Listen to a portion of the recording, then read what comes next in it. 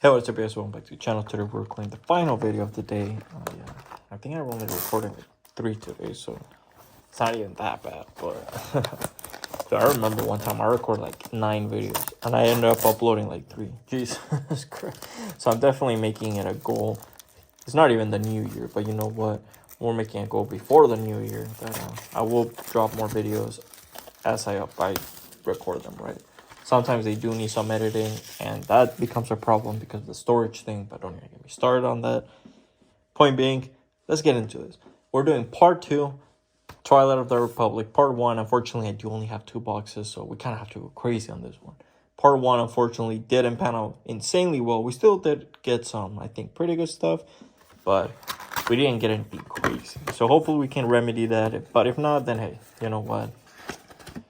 What matters is the friends we made along there. No, I'm just kidding. But hopefully we can get something good.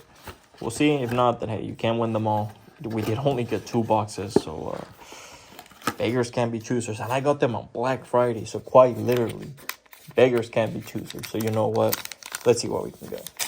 But to start off the video, kind of just curious, what is your guys's? If you guys like the prequels first, that's the first question. Do you guys even like the prequels? And then second of all, if you do, which one is your favorite? I'm kind of curious about that. Obviously, I feel like most people are going to say episode 3. Or first of all, I feel like most people are going to say, I don't like the prequels.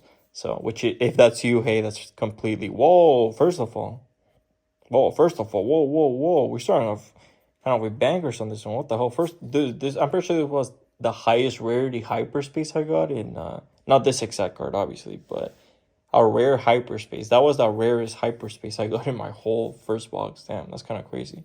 And then we obviously did get Shadow Intentions, just a rare, but it's still pretty nice that we did end up getting that rare hyperfoil. Rare hyperspace, not even hyperfoil. And I'm still happy. Shit, that's sad. Yeah, that tells you how the first video went. That's any indication of it. Still check it out though. Had a fun discussion regarding the whole how Star Wars has been releasing sets and how they're seemingly going forward changing that, right? How they're seemingly going forward changing to more theme based rather than era based, if you want to call it that. So I'm very curious about that. If you're more interested in that, definitely check out the first discussion where we just pretty much talk about that for most of the video. Pretty much just talk about random stuff. So very, very fun. As always, just talking about Star Wars is it's a good time, right? Or anytime we have a chance to talk about Star Wars, or at least anytime I have a chance to talk about Star Wars with someone interested in, hey, I'll take it. But anyway, let's actually talk about the elephant in the room. I did mention that we were going to talk about this, or at least touch on it in my first video, so I am a man of my promise. I am going to touch on this. So let's actually talk about the market situation. What the hell is going on? Why are boxes $65? Obviously, if you know anything about, I guess, basic economics, or if you know anything about, I guess, TCG economics would be more accurate. Because obviously some people might never have sold anything on TCG Player, so they actually might not be aware. But whenever you sell something on TCG Player, they actually take 13%. And then usually TCG Player, how it works is the lowest price is going to be listed, right, at first, in the first page. That's kind of where you want to be, so you actually get an interaction. So if you want to be there, since it includes shipping, then what's going to happen? You're going to have to go to the lowest and include shipping. So that $65 you see in TCG Player, imagine taking 13% of that. So give or take, like, just to simplify, like $8 to $10. Let's just say $8 to simplify it. Like $8. And then also shipping, which is like another $7 to $8, right? Because shipping is obviously only getting more expensive. And this is like a 2-pound item, let's say, right? So it's just kind of insane that essentially they're making what, like $50 after fees, just to simplify it. So obviously that is very, very much so below what they buy them for, right? Usually what's gonna happen is they're gonna sell them a box to a store, right? For example, let's hypothetically speaking say I'm a store. I sell cards and I'm trying to buy from from Aspendi. So I get my boxes, let's say, for $75, $80. And then I'm supposed to sell them for $100, $120. And then I can use that money to buy the next set. unfortunately, what's happening right now is due to set one. Set one just really caused a mess in the perception of the game one, I feel like.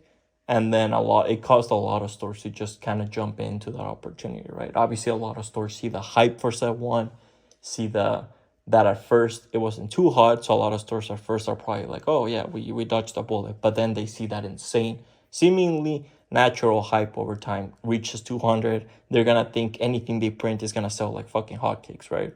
Well, obviously, unfortunately, that's not what happens. We see set two, and obviously there was a lot more stock, first of all, and then second of all, that demand just was not there. Unfortunately, it seems that the second set just didn't have as much, well, first of all, collector value. A lot of collectors, I think, that just didn't resonate as much with the product, especially because it was focused on entirely, essentially, like the newer stuff, right? So a lot of collectors might just not be into that. A lot of people are obviously just in terms of collectibles, are gonna be much more hyped about nice, we got a legendary. First, whoa, two legendaries, what the hell? We actually got a foil legendary, very nice, I'll take it.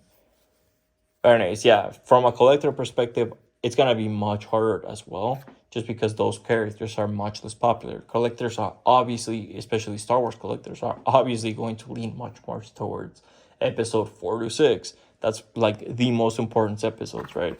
And then you have that one, which is the newest one, and then this one, which is set 3, which unfortunately is also reprinted because, again, after set 1, so many stores were trying to jump in, not only during the restock of set 1, but also for set 3. They're starting to jump in, they're starting to put those pre-orders in, expecting cuts, which is what happened with set 1, right? Obviously, a store, let's say in set 1, for example, I put in an order for 100 boxes. Because of the insane demand in set 1, because of the unprecedented demand, sorry, I had to catch myself there for a bit, but because of the unprecedented demand, they essentially ran out of boxes pretty fucking quick. Because obviously a lot of stores were kind of scared with the story of FFG, with their track record, specifically of Star Wars games. So a lot of stores are not getting into it at first, right? But when it does sell out, because there actually is a pretty, I would say a pretty healthy player base, there actually is a pretty healthy demand. A lot of stores see that, misinterpret it, and say, hey, we can order 100 boxes. They're obviously going to give us the same amount, and we can just blow through them. That's not what happens. Asmodee obviously seeing money on the table, because if you're the company printing it, if you're the company making it, if you see all those orders, realistically speaking, you have to try to fulfill as much as you can. Obviously, if you can't, then that's just a production issue, and that's the thing. But that's leaving money on the table, right, quote unquote. So obviously, once they see all these new orders coming in, all these new stores, these insane numbers, they do their best to fulfill them. And guess what happens? They fulfill them. So now, all the stores that pre-ordered those 100 boxes, those 200 boxes, whatever, however many they pre-ordered, they actually did end up getting all those. And which is why you see just such an influx of boxes, right? You go on TCE Player, you see this dude with like 80 boxes, 60 boxes, this insane number of boxes. Because I'm guessing they probably weren't expecting to get that many, right? They expected their allocation to get cut in half, to get cut in a fourth, to get cut in a third, to get cut in anything. And they just didn't, because they actually were able to meet demand. So that's, in my opinion, what happened. Obviously, that's a very simplified version. And again, I do kind of want to make a more so a discussion video and actually looking more so into like the actual numbers, the dates, and having essentially a TCE player in the background where we can do more so of a deep dive. It's essentially as we track the progression, right, as well. So if you're interested in that, obviously I think that's why I don't want to essentially cover this entire video on that, because I get it that it's something that not everyone is interested in, but it is something that interests me. As the TCE market's something always that obviously not the day-to-day market. That's just something that's just usually gonna be meta relevant, but like sealed product market, like overall trends, it is definitely something that I am kind of interested in. So if you're interested in that, hey, let me know. And I'm kind of down to the discussion video, just talking more about that, theorizing along the way, what they can do, that kind of stuff, right? But yeah, in my opinion, it was just that, the combination of overhype with how well set one did, a lot of stores seeing that and wanting to get in on that pie, right? Not wanting to miss out on that big opportunity. they're seeing these stores get these boxes for essentially like $70 again, let's say, and they're going on the market for like 200 almost. I mean, that's fucking crazy. That's like almost triple their money. So obviously, a lot of stores start pre-ordering set 3, expecting similar production issues. Usually, if you see games like Bandai, they usually take some time to fix production issues, right? I don't think anyone expected them to fix it right away. Guess what? They kind of did. So I'm kind of curious to see how set 4 is going to go going forward. Obviously, set 4, I think, was pre-ordered in advance. So I kind of expect set 4 to also be kind of inundated with product, just because a lot of stores probably pre-ordered in advance. But I am kind of curious going forward, right? Like set 5, set 6, that collector boxes, those new products. I'm kind of curious to see how well they're going to be received, or how well they're going to be absorbed by the market, or how much they're going to be in the market, right? Hell, some stores might cut their orders. We'll have to see, right? So let me know how you guys feeling about it. How do you guys feel about the whole market situation? How do you guys feel about it? What do you think caused it? In my opinion, again, it was the misrepresentation of hype, just because of how well set 1 did, right? Because again, it started off so bad. Set 1 started off like at $85, $90. So a lot of stores probably felt like, oh, I'm a 200 IQ genius. I missed a bullet. And when actual players started saying, hey, this game is actually pretty good, and they actually started playing it, started building a more so demand for it, they sold out. And it created that problem, right? That misrepresentation of, hey, we can blow through as many boxes as we can, and we'll sell them for a good price. When realistically speaking, what led to those insane prices was that scarcity, right? That doubt that a lot of stores had, that, hey, it's FFG, they're going to kill this fucking game. They're not going to make it. So a lot of stores didn't order. So that uncertainty, realistically speaking, that scarcity and uncertainty is what led to those prices. And now that we don't have that, now the store saw that, hey, there actually is a demand for this. Let me order 100 boxes. They kind of blew, like they say, right? They blew their load. They kind of blew it too early. So in my opinion, I think this is just going to lead to stores ordering less. Obviously, some stores will drop it. That's just kind of inevitable, especially like online stores, that they kind of just start expecting that one big hiccup and they just say, fuck you. So I'm guessing some stores will, but I'm guessing stores with like a local community, some stores might still give it a chance, even online stores. I'm guessing the bigger ones will still give it a chance. Again, some might drop it, but I think overall, they'll just order less. I think we might see like set 5 going forward, less boxes on the market, but maybe the prices will stabilize some more, right? Maybe the boxes will finally hover around what they should, which should be, I think, like $80 to $90 or 80 to 100. I forgot what no, actually 80. No, I think they should hover around quote unquote 100, right? I think that's supposed to be the 120 is MSRP, but usually it's pretty hard to sell something at MSRP, especially like in the TCG world. Just shit doesn't go, like even in the most hottest games that you can imagine, let's say Pokemon, MSRP is 144. It's very rare for a box, unless it's something very hype, again, like Prismatic or 151, or I guess in this case, Surging Sparks. Unless it's something with a lot of hype going into it, it's just not gonna sell for that, right? And hell, you even saw it with a bunch of Pokemon sets, like Obsidian Flames, Paradox Rift, Pally Evolved at first. They were like $100. I mean, it was insane. Like their base set was like $90 at one point. I got my box for $85. I mean, it's just kind of insane, right? And so MSRP, in my opinion, shouldn't exactly be the goal, but somewhere around that, right? So I think 100 should be the ideal, and again, with a lot less product, in my opinion, just because, again, I think a lot of stores are gonna get burnt on this one, which again, sorry for those stores, but I do think eventually with that correction and those lesser numbers, hopefully our supply will fix itself, right? And our value, we won't be laughed at anymore, a quote unquote dead game, or you won't see all those posts anymore. Because man, I'm telling you, when Twilight of the Republic came out, there were so many like doom posts in the group, and it was just kind of depressing to see. But I mean, I get it, obviously, especially if it's like a lot of people's first TCGs and they see like, oh my goodness, I bought this box for $120 and now it's $65. Is the game dead? I get it. A lot of people might get scared. So, hey, that is what it is. Obviously, again, you can't expect the game to just be perfect. You can't expect every move they make to be exact, to be perfect. They're going to make some mistakes, right? And they have to calculate those things slowly. They can't predict, oh, hey, we're going to print this many boxes and it's gonna stabilize and save everything. It's just impossible. It's kind of a measured thing, right? It's like a gauge. You kind of have to go back and forth, back and forth, back and forth. So I don't know. It's kind of how I feel about it. It's kind of like feel like what's it called, like aim assist in FPS shooters. You kind of have to you kind of have to find a balance point, right? You can't make it too strong.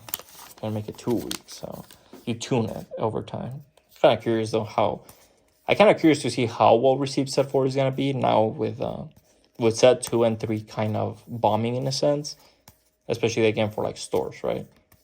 So I'm kind of curious to see how how the market is gonna react to that. If we're gonna get, what the hell, unlimited power. Wait, isn't that? Oh yeah, it's Palpatine. Nice. Dude, cartoon Palpatine looks so weird. Look at that.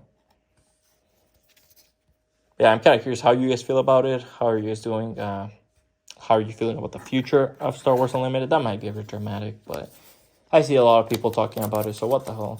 I'll ask you. I don't think this is gonna be a big hurdle in the future. I think what's gonna quote unquote kill the game, if it does die, it's gonna be a continuous streak of bad decisions, right? I think that's what leads to the loss of games. When you just lose the entire faith of even your hardcore fans. When even they're like, what the fuck are you doing, bro? I think that's when you're starting to lose the boat, right? When you're starting to lose those people who are, realistically speaking, buying every set, who are buying and who are hyped for every set, even if they're like, yeah, I don't know about this one. And then you should start getting concerned.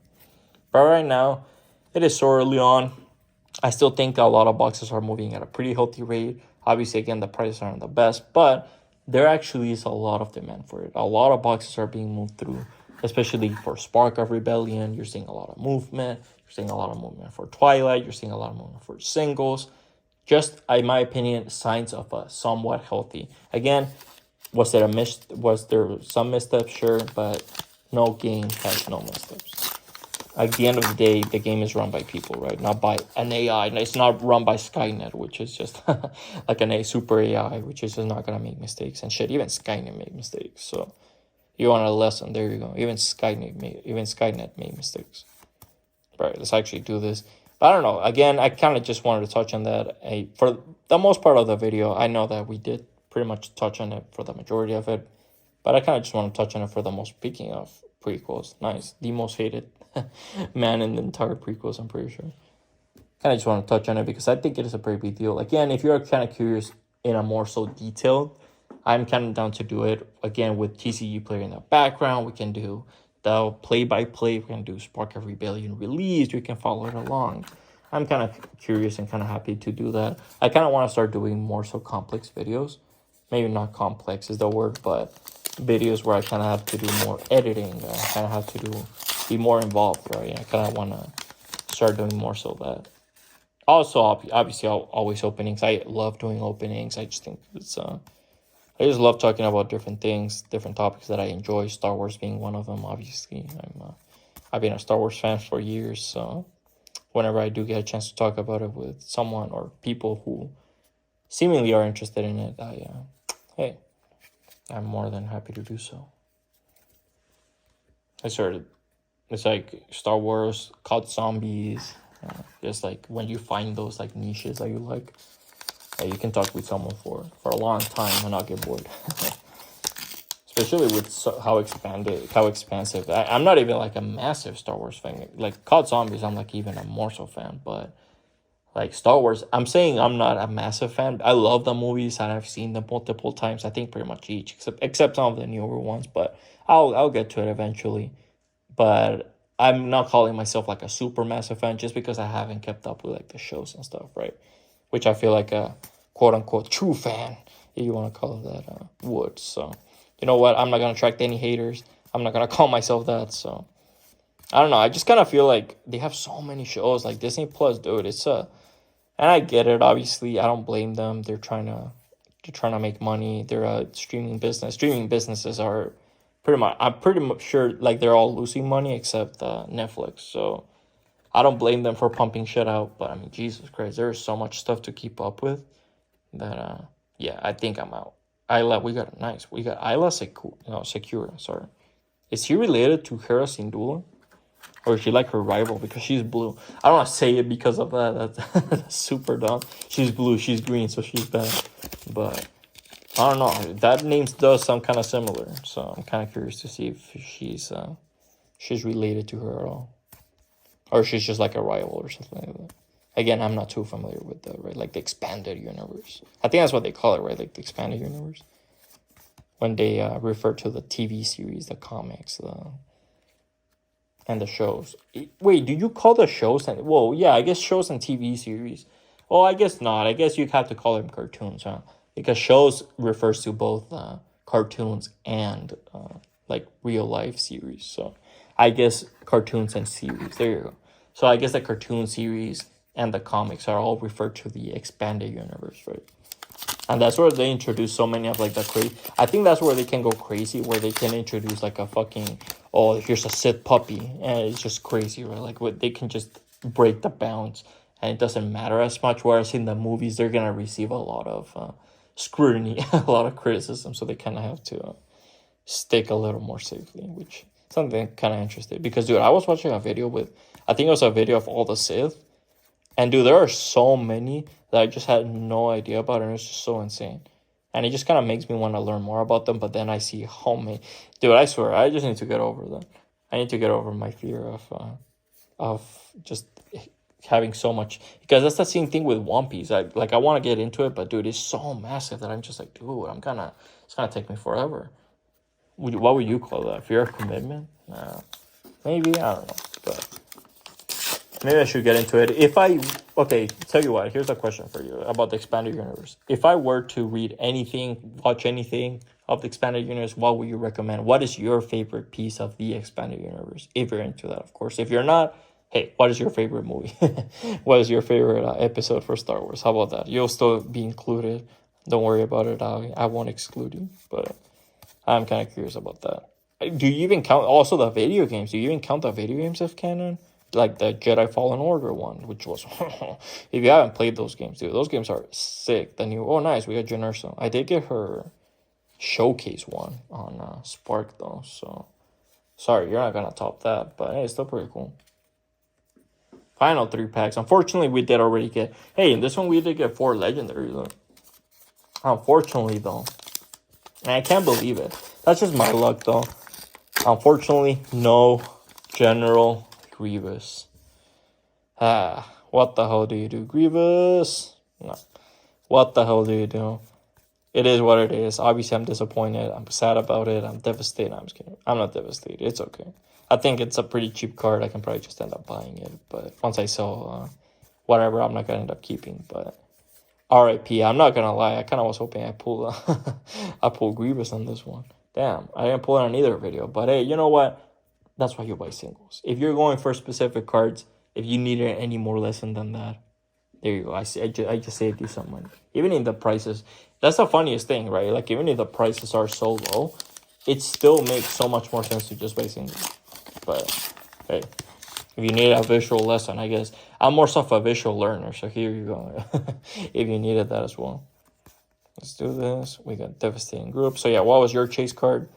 Did you get it? How much did you open of this one? What do you think of this set, right? Like, to conclude, obviously, it's going to be your final pack. So, kind of just to wrap this up, let me know what you felt about this set. Let me know what deck you're playing. Shit, are you even playing with the new cards, or are you still rocking around with Spark / Shadows?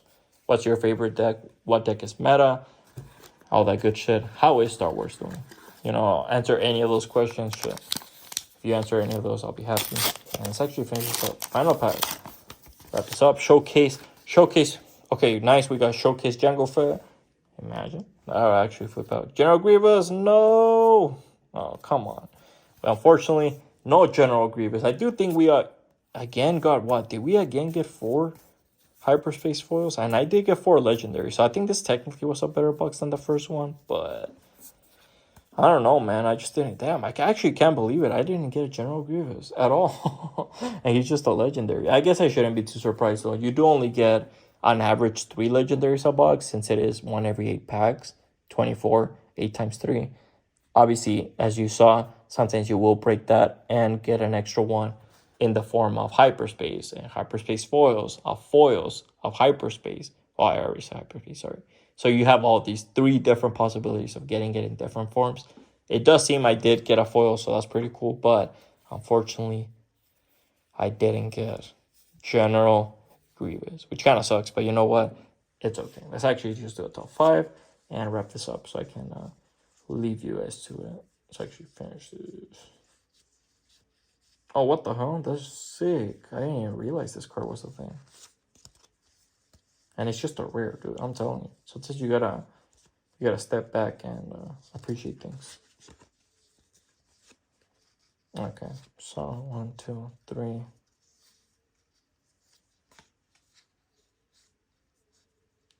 4, 5, and all right, this is number 1. Has to be our legendary foil Gore. Look at that, dude. Man looks like just like a devil, just straight up like a demon. Look at that. This is not from Star Wars, dude. This is this is not from a far galaxy. This motherfucker is from hell. This is not from some galaxy. This dude is just from down under. Shit. I'm about to take everyone. Look at that. He has horns and everything. What the hell? Then we have unlimited power. Obviously, iconic scene with Palpatine. I love Palpatine, so I'm kind of biased on this one. But I kind of had to give a shout out to Palpatine. Unfortunately, it doesn't seem that he has... well, actually, he might. He might have a card as... the Chancellor, since at this point in the prequel, obviously he wasn't Emperor Palpatine. So pretty cool either way. I do prefer Emperor Palpatine versus the Chancellor version. So sorry, I had to put that one. Then we had to put number 3, just because it says the Clone Wars. I think it's so cool when they just straight up reference things like that. Fuck it. I appreciate it. I like it. Again, I'm personally not the biggest fan of it. I've seen only like a couple episodes in passing. I'm not following the story or anything of the Clone Wars. I am kind of curious on it though, because a lot of people, I hear a lot of high praise for it. So if that is your favorite one, hey, let me know. If not, then hey, let me know which is your favorite cartoon, series, game, anything from the expanded universe again. That was a question. Then we have number 4. We got Ayla Secura. Again, I'm not really sure if she's related to Hera Syndulla. I'm kind of assuming so, but if not, still pretty cool. And I kind of just like that she has that blue lightsaber. So maybe she's good. Well, no, because she's with the stormtroopers, so she must be bad. And I think that's a thing that they stopped doing, the whole color lightsabers. Actually, no, they haven't. I think all Sith have red lightsabers, right? I don't think I ever seen a Sith. Oh, wait, no. Oh, no, Dooku has a red one. Never mind. I was going to say he has a blue one. But I think he also has a red one. Have we ever seen a Sith with like a blue lightsaber? I'm trying to think. In the movies. In the movies and in the expanded. If there is someone in the expanded universe, which I'm guessing that is going to be the case, then hey, let me know. But in the movies, I don't recall. Maybe I'm wrong, though. And then we have to give a shout out to Execute Order 66. We kind of have to give a shout out to that iconic order. Very, very cool, obviously. Well, not very cool, but very integral plot of the movies, of course. So hopefully you guys enjoyed Twilight of the Galaxy. Unfortunately, or Twilight of the Galaxy, what the hell? Combining set 2 and 3. Twilight of the Republic, sorry. So hopefully you guys enjoyed Twilight of the Republic. Sorry I couldn't get anything too crazy. Sorry the videos didn't end up popping off insanely. But you know what? Hopefully you have fun in the discussions. We did talk about the market. We talked about the prequels. We talked about the expanded universe. We talked about a lot of stuff. So hopefully you enjoyed it. Hopefully I'll see you for that discussion video if you're interested in that. If not, it's cool. Hopefully I'll see you for set 4. So let me know if you're going to be buying set 4. Let me know if you bought any set 3. Let me know if you're going to be buying the collector sets or just a regular display. And hopefully I'll see you later.